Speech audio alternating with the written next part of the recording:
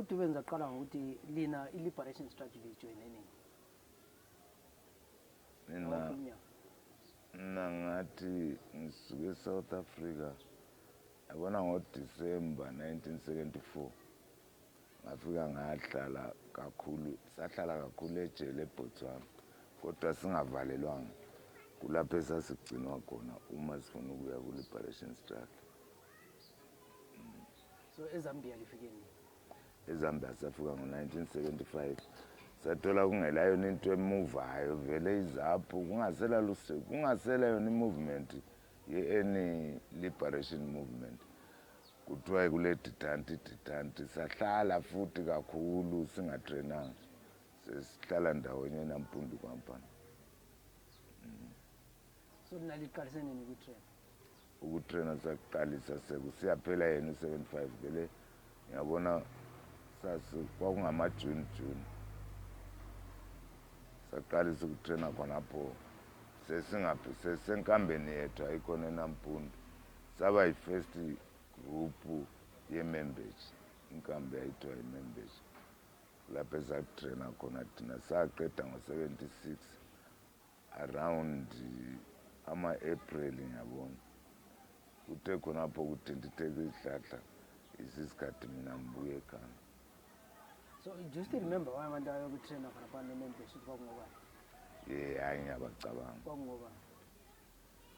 Umuntu wayengukemp commander laphana kwakunguSigogi Mlotsha, then uMedix kwakungumbeya, then uStanley Gagisa nge-1 commando, uMagadlela yena lo othiwa nguThambo Lenyoka ngewaye ku-physics, u-army commander yena lo uSibanda okhona kathesi babe-train engineering lo munye umdala la weShonen esasithi wayejayele ukuthi nokunganzura sahle samnika lelo bisi. Abanye bacabangayo banabo but babe ngathi banenganyana ama-instructors. So nabo Sifas waye ku-logistics oje kudaki lo ukarigiriki wayesenza i-reconnaissance. yayinjani kodwa i-training yeZebra? Thina satrena kabuhlungu leyana inzima okwasilimaza kakhulu thina ukuthi sasitrena isikhathi eside ngoba kwakungakabi lezikhali zokuthi sibuye ekhaya. Into yasilimaza kakhulu ena le ngoba saba njengabantu abatrene kabili kodwa zithe zibuye izikhali vele bahle basideploye emakhaya sahle sabuya sonke emakhaya. So liyadeploya lapha wena niqonda ngaphi udeploya nga? Mina ngahle ngatshelwa ukuthi ngiqonda ngaphi, ngahle ngatshelwa ngayi NF1 nale ukuthi ngizathola original commando oyethiwa nguTodi Mpisi ukhona la kade uSegwero kibo kuSegwero uthi ngamthola yena nguyoza kuthi ukuthi ngena, then bathi bona i-area lapho engamthola khona is around kubongama eCholocho kumbe 25 usiya kubo Kulalekazi la kanye ngahlangana la khona le nguye wafika wathi oba khona ngenxa yokuthi sathi singena ekhaya sahle sangena kubhekhle enkulu eMlibizi ngale eGarizon eBhinga abantu bachithekana ngagcina sengiselela abantu abalutshwane yabona ngasengiselele 12 mina nganikwe abantu abangu-82.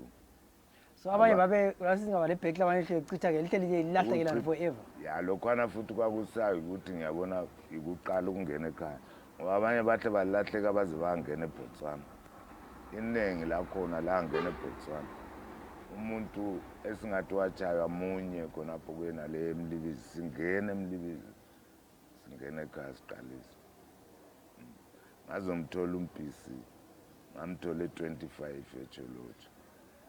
Ikukungitshela kwakho ukuthi hayi yekela mbuyele emuva mina ngizaletha abantu abazogcwalisa inamba yakho lihle libe khona kuyena le district esithi district eCholocho.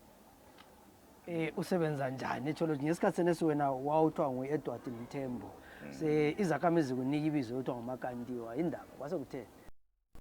Uma lifika esigabeni so liqala libhode indawo yakhona likhangele libone labantu ukuthi ba-reacta njani kini ngoba sasiqala ukube endaweni nale sathola kuyikuthi kulama caravani ufike kuleyani line kule caravan ufike kuleyana kule caravan ilomlimisi abalimisi baforce abantu ukuthini ababafundisi ukuthi kwakusenziwa ukuthi babe ngabafundisanga ukuthi amakanti ala esifuna luwagebhe ngokuza lincedise ukugcina amanzi emasimini abantu babengafuni ukukugebha okuyinto lokhwana bathe bekhuluma izakhamizi ukuthi lokho kuyinto thina sikufuni bayasiforce sahle saforce amakaravani lana ukuthi aphume ngathi nganikwa lelo gama.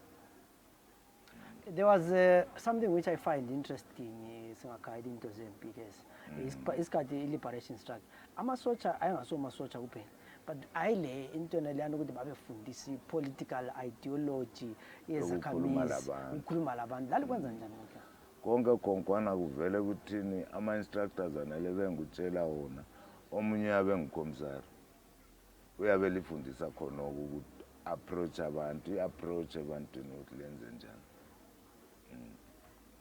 abanye nje kwehlula ukubamba but omunye kuyabe kusasiphiwo ngoba uthi usiyafundiswa vele wena ulakho iyabe ivele imbeko wasuka la okukhulu vele ungekela ukuzwisana labantu ufike endaweni njengathi babeyahle bacombine lamakhiwa basithengise kakhulu ngoba thina babeqala ukubona into enjengathi abantu babengacabanga ukuthi kungaba lo muntu omnyama ongabuye isithi uzabulwa lekhiwa ephethe umbhobho noma sasingabantu ababo babengakukholwa lokho baze bakubona late sesitshayile ama-mission athize.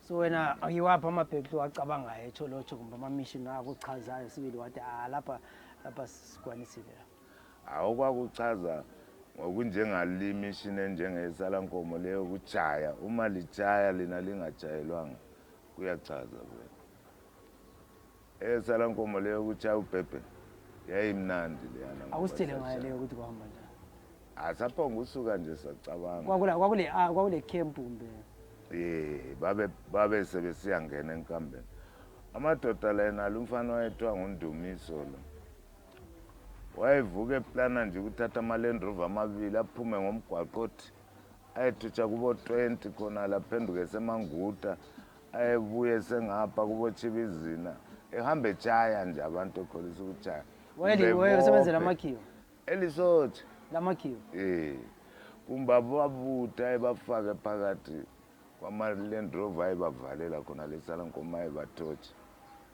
but lelo langa nje ngenxa ukuthi abantu basebekhale kakhulu ngento yakhona kithi sakubona ukuthi siyahlala njani labadala into ibazwisa ubuhlungu singatshengisi ukuthi singanceda saphonga usuka singu-9 saya emishini kule ndawo imishini enye elesibhedlela eTsholotsho khona lo kuthiwa kusephumula safika kule grocer phandle safika sacela umdala wangikhona uMavundla ukuthi mdala sizwe ziduma lapha akusitshele baphume baya wasitshela khona ukuthi baphume baqonde etankeni sahle sakwazi ukuthi bayabuya besekulali kabili sacela amabhifu kumdalena lo wasinika 1 amabhifu umdalwana lezi ngiyabona zazingu4 izinto sahle salungisa utshani bethu emgwaqweni duzane la inkamba yabo isalankomo uthi lamhla uma bengena la siyabachaya kuphela bazuke yodwa and ibhazuka yeyathatha ikhanda likabhebhe yaphuma lalo ngewindi.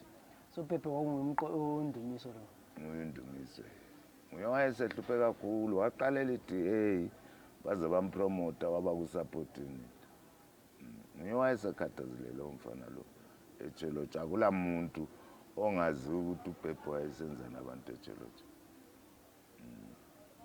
So after ibhekile vele izakhamizi zahle zalicha akabuyiselanga bona kuliwanga lapha abazange bazame lokuma wayelekhiwa lele lalithiwa nguStone ilela baleka lesidumbu sakhe kodwa ikhanda seliphumele lesheli yebhazuka yahle yaqhuma yadubulela phandle sijayiphana nayo le ngemuva yayilo Sigawuke omunye wayethiwa nguSigawuke uSigawuke bekuhayilenda kakhulu langa bengimbona nje ngimzwele ngoba washaya isheli yelontsha samoyi khonapha yamlimaza yonke indawo le konke lapho wayevele sihamba nge-wheelchair ngambone kwa-Islander kwelinye ilanga ngeza eBhoreni. ngimzwele eBhoreni so wena ubona umuntu eBhoreni okwazi ukuthi lalisilwa wake wambuza ukuthi kwahamba njani. andizange ngimsondelele lelo langa hayi kodwa baningi esingababona esasilwa sixoxe bonke oJosephat wakhona le Tsholotsho samkhutha kaningi sasixoxe nje. So abantu bathi ngiyake ngikhulumela abantu bebuza kakhulu ngeBerkeley eGwenga ukuthi kwaluwe eGwenga. Akusitshele ngeGwenga kwahamba njani? Uyabona eGwenga sasuka njengalamhla sahamba sa-ambusha isitimela le engamu le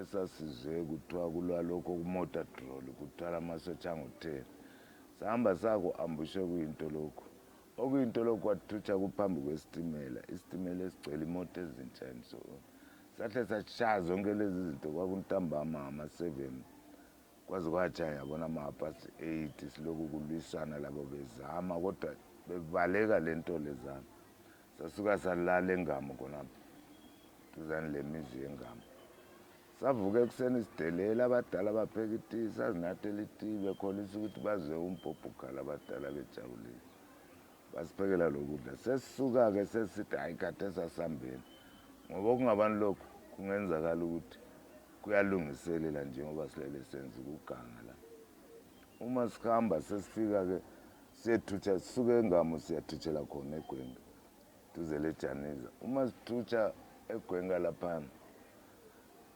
mina ngithola abadala bayenzani bavala izikhala zabo baleqhaga nilototi logusi lomunye umfana othiwa uMadliwa olebhazuka sifike sizihlalela abadala bethi asinatheni iqhaga nanti madoda lawa amadoda atshitshe omunye wangikhona la ekuthanga khonapho uhambile emzini wakhe Mbembe sugadela mhla ekuseni onguye owayehamba lali unit bekhomanda yena le unit Yamakhiwa.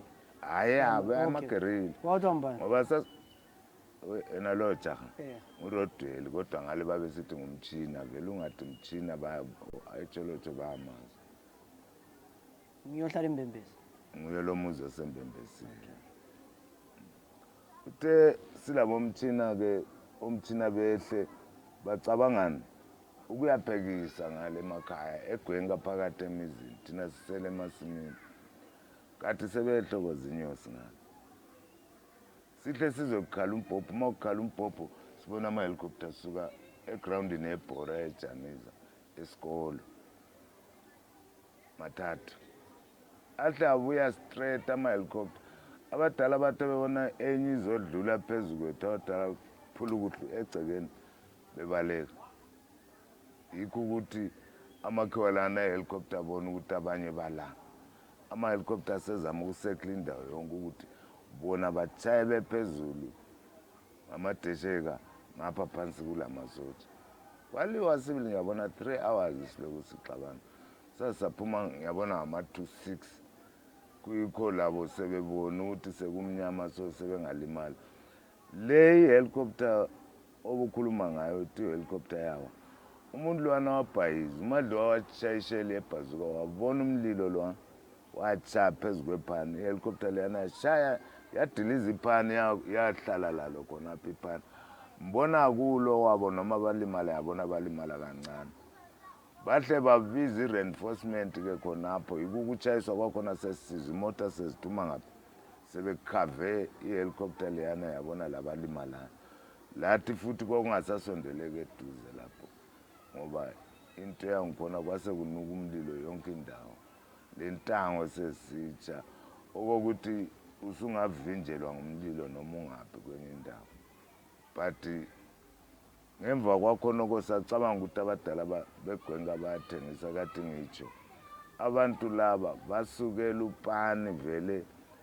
ngiyabona yayibrigade yayisuke ukuya violate abantu beluPani ngalisithi ifuna ukukhipha wonke amagerili ithe isizwa sesitshayile thina babebhoda bezongenela eGwayi bengena eTsholotsho amatraka ahle agcwala iTsholotsho yonke kusuka khonapho azange sihlangane sasihamba ama-3-4 kungela layini ozathola bengekho umuntu uyangena elayinini uzomama bethu ungene ekitchen uzathola isitshalo ebhodweni bagcwele khona apha eduze la ibaleke siyale sasafika ngapha e-27 sesifika e-27 ke hayi sathola kungathi kukhulu abadala bayenza ukuthi size sihlangane ngoba sasithi singabona abadala la bethi sibona abanye ngalo muntu dala uyagijimayo batshela ukuthi abanye sebengani saphuma sangena egame mbijana 1 week sisegame sithe sicabanga ukuthi sesifuna ukuphuma sibuye futhi ebantwini safaka i-landmine ngaphi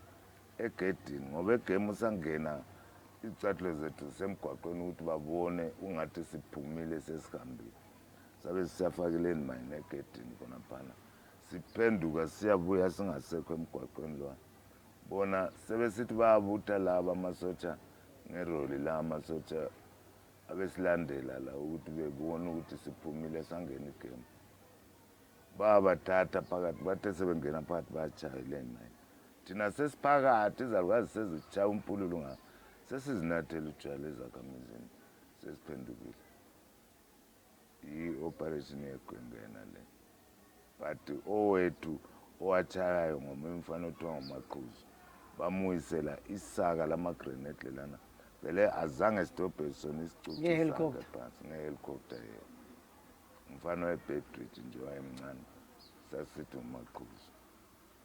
So i-helicopter le ibona upilot owazukelayo yedwa ngenxa yomlilo wethuka lwana umuntu okwakhanyayo ukuthi wethuka ngoba la imadliwa ngawo wayesendaweni engasoze imlimaze ngeblowback vele wayengabatshaya ngoba isheli yakhe yasukuma sile yakhanya isikhanya phezulu khona ingakaduki. So lona wahloca wathi sechayiwe. Wahloca ukuthi lapha sesitshaya wethuka. So lihlala eCholocho kuze kube nini ke? Uku-operate eCholocho? Le operate eCholocho kwaze kwaba nini? Ngibona ngathi 4 years ngoba from 1976 up to 1980.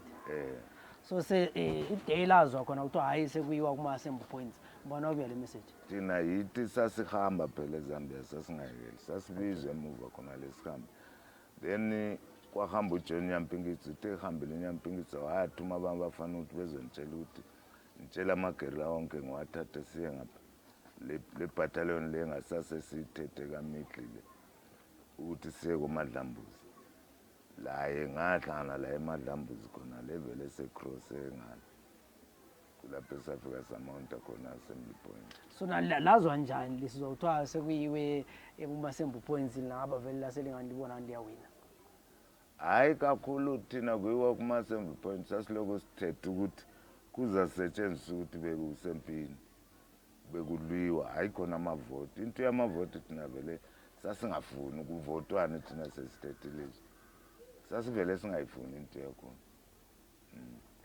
ngoba yikho kwenza ukuthi mina ngathi ibattalion lana abayi-first integrated battalion lana eMadlambuzi lamagerila ethu nalawo le battalion esayithatha ekamidla mina abadala bathi wena ungahambi ngoba abanye bakho basele egangeni akulo umuntu abangambona bazwisise abatshele ngaphandle kwakho ungcono ukusala eMadlambuzi ngasala mbijana eMadlambuzi ngatshintshwa kwathiwa ngezezana ngatshintsha kwathiwa ngesilalatshana ngatshintshwa ngaze eNtumbane kona sekuzovuka umsindo eNtumbane. So ngesikhathi kuvuka umsindo eNtumbane ubuseNtumbane wena akusitshela ukuthi uhamba njani? Vele into leyana isegcekeni ngikutshele mfowethu ngoba abantu labana why bengahlanganisanga inkamba lezi why zaba separate babevele befuna kube njalo ngoba yibo abaqalayo futhi eyakuqala eNtumbane umdala lo wafayo lo uNkala nguye wahamba wakwenza irally eWhite City laphana wagcwalisa abantu ababezithi ngabezanu bathe sebesuka laphana abantu labana sebejika amatshe behamba bejama ama-supporters kumbe kuthiwa ngayizapho kumbe wathi kwaze kwafika ezinkambeni khona le lapho esasikhona eNtumbane. That's when abafana labana bezanu la sebeqalisa ukuzama ukuganga bethemba amakhiwa lana segibiqheqwe ebhawa sabamukula-ke sabatshaya ayikhona mbijana bathe bephinde isibili isitimela safika ngabona past 3 sisima sisehlisa imbhobho chapa event wathi thina sibakhangele siphakathi isitimela sasingesani esezimbabwe khonapha sizobanika bona imbhobho kumnyama sinika bezandla abezandla sebelungiselele esibili thina sahle safonela igwayi layalethe ebusuku ama-grad bay and so on. so okwayenza owaqalayo ukudubula kwakubani akwakuqala bona kakhulu ngoba uthutha babo thina sasibalinda kuphela ukuthi bakwenze. Bona babeqala njalo bethembe amakhiwa la edeploy kwebhawa lapha. kwalwiwa kwesithuku kwafa abantu kakhulu lapho-ke kwafa abantu kakhulu lapho-ke bafa kakhulu amadoda la nokwasuka kwahlupha nje ukuthi amadoda ayedeploy umbhobho lo mkhulu owawusembhobho ama-secondary base betrigela khonale kuphela kade enye inkamba yethu yayikhonale i-camp 4 kwagcina kusifa abanye bethu kakhulu so babulawa ngabanye bezipho ngoba labo futhi i-order yayiphumile ukuthi lina lingabona sekumnyama liphumele inkamba ingela muntu bona bangakwenza ngoba khona okungafani lokhwana wawukubona ngokucicha amalayithi ungavele ubone indlu zabo zingalayithwanga bafuna ukuganga. so usuke entumbane lapho yanga ngasuke entumbane saye eHollandale la sesehulendale sezwa kuthiwa lungisana ama-trunk liyahamba sekuthiwa kulenye inkamba eBedbridge thina khona sesiye eBedbridge futhi zukuzuku ama-truck lawa athe ethutsha ngiyabona engu-40 amaphuma sesizothwalwa ngale kwabe kuthutsha imoto kaJoshua Nkomo uJoshua Nkomo wathi hotel iyahamba hotel izothatha labamba buyelana lina lingayindawo uPeter Holmes ufuna ukuganga lapho ufuna ukulicapture ahambe lana elisa kuSuper Zap. That's when uNkomo kwalungisa ama-truck abuye azosithatha sesiye eGwayi from Gwayi lapho engakhona kwi-integration. ukhuluma ukuthi indaba yeSuper Zap la abantu babe recruitwa yini kuma-campsini lapha beyiswa kuSuper Zap hayi kuma-assembly point hayi abantu abahle baba kuSuper Zap ngabantu ngamazipra ahle alokuyangena kuma-assembly point amakhiwa ahle abagijimela ukuthi njengoba lingafuni izanu buyani ngapha. That's why la izanu yagcina isilabayo ngoba nalo instructor ngithi nguThambo Lenyoka ungaze uhambe embuzo uza kutshela ukuthi yena warecruitwa nguNyson Ndlovu uyiso umncane ukuthi ahamba ebale distance lezanu ukwenzela ukuthi bahlukuluza abantu ngapha eMatabeleland. so wena ngombono wakho ubona izanu yayilawawo ama-distance yiwo kakhulu ayekhona vele labano Super Zap ama-operation abayephelela kuboJashe ngapha babengabuyi kakhulu ngapha laba bebhota indawo zonke lapha beganga babengabezanu ngoba babeganga around Matabeleland ukwenzela ukuthi kuchaye abantu beMatabeleland. suhamba ku-army lapha integration yahamba njani waba yini wena isikhundla sakho ikho lapha ebafika basilumisa ngezinja khona eGweru saphenduka sabuya eGwayi ulunywa kwezinja lapho kuhamba njani sala thina ukumatsha lokungafani lokho ngoba sibona into zibhensile kuthiwa ngamasotsha vele lokumatsha abakwazi sathi lingadlali ngathi bisana amazandla la ayesegangeni athi atrain laba ngabantwana besikolo lapha amakhiwa athi liyahlanya ama-British babebiza ama-military police alezinja sithela izinja kakhulu. Sachiya-ke sazibuyelela kwazi eGwayi ikukuncengwa kwethu sekuthiwa hambani kuthiwa bayafuneka abanye ku-military academy ngale hambanini ngoba uma lingahambanga balithagete kakhulu amabizo ena asekuleta lapha amasiyayi wahambe buza ukuthi ubani yena wafakwa ngapha ubani ungapha. so wasubuyela ngasembuyela kulapho engasebenza khona 4 years ngasenjiya ngaphuma 1985. so wathi ubuyela lapho wafika wa-integrate wanikwa siphi isikhundla kulapho engafika ngabathiwa ngusayijeni kodwa baphinda bampromota ngaba ngu-lieutenant. Wawubased nga? I'm-based eMasvingo, the 4 Brigade. Kwakunjani kodwa wawulobani umbani wayengukhomanda? Okwasuka kwaba kuhle ukuthi mina ama-British ahle angitraina ngaba ku-military police.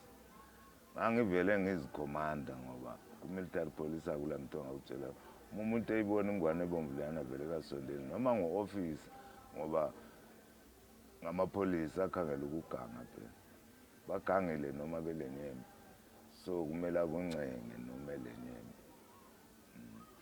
Ngesikhathi seneso babotshwa abantu bezipra isikhathi esinde wena wasila njani? Kulapha babembamba khona bombotshelwana ukuthi kuthiwa ngilala ngihamba nge-Peugeot emhlophe elupani nge-operate mina kuyikuthi ngise-4 Brigade eMasvingo. Iyo futhi into eyangishisa kakhulu naleyo ngoba bembotshwa ngigqoke uniform. Military police? Wawubotshwa ngobani? Ngibotshwa ngama-CIO. Babebuya bezonithatha ama-CIO. Ngithi wena battalion commander esiseduze khapha ibharaki lakho silala sixoxa sonke khona phambi bese ngihamba ngantshela abantu laba uthole laye kasayingeni ngoba uyesaba laye. So battalion commander wongubani? Hayi babe baningi anti ama-battalion commanders ku-brigade baningi so lapho esasilala khona sasilala duze. Ama-CIO sacabanga babekuthatha ukuthi ngobani? Kulo mfana oyedwa esilokhu sibonana la khathesi ngibona babendithatha abangichayayo kakhulu. Omunye kuthiwa nguNyathi ngowe-Beitbridge kodwa uthethe case. Omunye nguSibanda osiwafayo wayengathule lokho kuthiwa ligumbu chendelo but lo-ke sekuthethe ilizwe khonapha ngake ngamthola kwenishabhini ngamkhahlela enalo ngake ngamtshaya but siwabhubha. Then lo kwakumfana kukaMnyoro lo wezitolo lo kwakungusayijeni leso sikhathi into yakhona kwakungathi akuyizwisisi ngoba kwakubona ukuthi lapha mina bangisukela. So wawutshaywa? Ukutshaywa mina bambopha kuthiwe ngiyekwenza ama-roadblock eKwekwe ngile polisi eKwekwe kodwa nge-escorte ama-battalions amabili aye-4 Brigade eGokwe kuthiwa kabayelinda ama-dissident enxa angathutshela khonale ababaleke ku-27 lapho kwakubotshwa khona uGagiso eStanley lo wabhubha. Mina sekuthiwa ngenzela amapholisa ama-roadblock bangithatha khona ngale bamfaka insimbi zangemuva hayi khona ukutshaya ngezigodolo khona bengitshaya besithini ngirelease ama-dissident avele 27 angu-3 ngithe kabayehle ebhasini bahambe ngenyawo ngoba emabhasini bazabanjwa igugurawundi ngoba igugurawundi yayivele khona litrainer iseGokwe yayilamabharaki yeyokuqala naleyana eGokwe ukuphuma isize ematebeleleni yayi-brigade. Wawabonile kodwa nama-dissident akho? Ngwabona ngaphi baba? Ngwabona ngaphi? Bevele babemfuna azokhitshwa ngomunye umfana owayethiwa nguPhongweni kodwa lalilisotsha le-Rhodesia enguyo u-chief operations wathena no yekelani umuntu lo abuyele ku-4 Brigade ngale ngoba umuntu lo innocent sengikhulumela amapholisa eKwekwe but kuyikuthi ufuna ukumbulalisa ngoba instead bathatha itrunk yami bayitshova lama-truck aya khonale mina ngiseseku-CIO ngale Gokwe sebesithi ngingene emoteni yesivili ngifake i-uniform ngithwele umbhobho ngangena ku-ambushi ye-11 i-11 yayingama-Rhodesia kodwa leso sikhathi bayiholdisa imota ngaphuma ngabalanda ngachiya umbhobho emoteni ngabalanda ngabatshela okwenzakalayo ngalala kubo khonapho bavuka bendinika imota kusasa engisa ngapha eGweru siyabhalela iwarrant sengena emabhasini ngangena emabhasini lo mbhobho wami ngaze ngafika e-4 Brigade. So wena awubona ngani uPhongweni wayenze ngabomo? uPhongweni ngabona ekucineni mina into yangikhupha kade sengibona ukuthi lo muntu befuna vele ngife njalo ubefuna mbulawa ngama-Rhodesia lawana. Sengikhuluma ngabantu abaningi ababekhala ngoPhongweni lo ukuthi walimaza abantu abaningi kakhulu. Waqeda abantu ujaha lowana kodwa engumRhodesia esesebenza lezana wayengumrothisha esesebenza lezana. So kuyini okwayenza ukuthi wena uthi hayi mina sengishiya ami senitakekile? Khona ukuhlala uhlukuluzwa uthi uloyal wena uthi uyasebenza. Umuntu uzokudinga uthi ulalula i-distant ebusuku. Ikukutshengisa ukuthi vele angikufuni kuli army. Yathi yabuya ingqondo yami abanye bayatheni bazama ukuncenga bathi noJohn Nyampingitsi ngabajiya phakathi khonalo. Bazama ukuncenga wathi tshintsha ubuye ngapha kuphara. Ngathi angisafuni ngithi sengishiya. uDubi uLeya wathi wena baza kubulala khona le ngathi kungangcono bayembulalela kithi kulokuthi ngifele eMashonaland khona ngaphakatshana kangaka. So uyaphuma lapha niqonda njani? Uphuma ngesikhathi segugu round abantu babulawa abanye bayabotshwa, kuwe uhamba njani, wasila njani? Ntemphuma ngathola indlu yokuloja ngapha eLuveve 5. Ngiyabona ngahlala ngiyabona inyanga eyodwa. Babegcwele amazipra lapha ayesebanjwe yi-CIO bengama-distance. Sebetshona behamba bedinga abamaziyo. Sebelandela besiyabona ukuthi ungene kuyiphi indlu. Ama-CIO asezokuthatha usuku. Nte ngikhona ngale kwapho ukuba liphupho nje lalo ngama-something past 3. Ngize mphupha asima-helicopter phezulu. Nanti ichibi ngithi mana mfaka ikhanda echibini ungathi sisempini. Sembona nanzi izinja ezingu-2 lamabala amhlophe lamnyama zibhizi yangikhoda khonapho. Uma ngithi ngiyaphaphama ngisethuka lapha ngizwa next door umuntu uyabubula kati banabo sibande bengutshela ngabo bachaya umuntu lwana bambiza ngami umuntu lwana. Khathesi ukuthi nakhuluma ukuthi hayi siloje eduze yena ukulindlu kwaba inkani. Bamchaya umuntu lwana bamdonsa bamphakamisa bamphosela kukho nokuyimota kwabo lokho kwakutshintshwa phezulu lokho ngama-Renault anti. Yeah. Isikhathi ngivuka ngiqalisa ukucabanga ukuthi ngihlale lapha okungabani lokhu uyaphenduka kubuye kathesi. Ngaphuma. Ntemphuma ngahle ngaphuma for good sembona ukuthi kungemva kwami sibili. Ngaphuma for good ngaze mambo ngadinga ebantwini lapha indlu yokuloja ngayithola eduze lekliniki ngale. Ngahamba ngahlala ekliniki ngase ngiqhatshwa ku-council.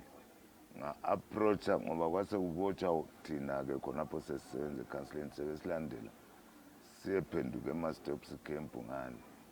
Ngakhuluma labakhulu bekhansili bathi dinga umuntu olefomu esimajuyile kodwa ongakafuni indlu libuye sikutshintshele yakho lentsha. That's when engatshintsha lo moya babothiwa nguHlongwane ngasenzongena khona. Nte ngikhonapha kwazothutsha kungu-2 khonapha kuhamba ngeveni. Bathe bethutsha abafana laba bathi ndoda mina lina njengawe vele ngiyakwazi lokhu lihamba ngalokwana inhlanhla banthola sengigqoka sengisemsebenzini. Ngahle ngala ngathi mina emsebenzini kathi lina vele umuntu lelimdingayo kibo liyamazi yini selinilandelele kangaka. Umfana lwana bevula ifayili uthi umuntu lo nguPatrick Dube ngoyikafusi isikolo nansi. Mina yona ikafusi vele angazi ngenyathela mina ngwakobhidi njalo nguPatrick Dube inamba leza isizo zami ezesithupha ezami nansi. Baphuma banjiya ngaphuma ngaye emsebenzini. Thekwelini la ngidibana laye lo mfitshane ko-Caps kwakuyi-payday. Lina selambona umuntu lo liselandlimaza ngaye kangaka. Umuntu lo mdala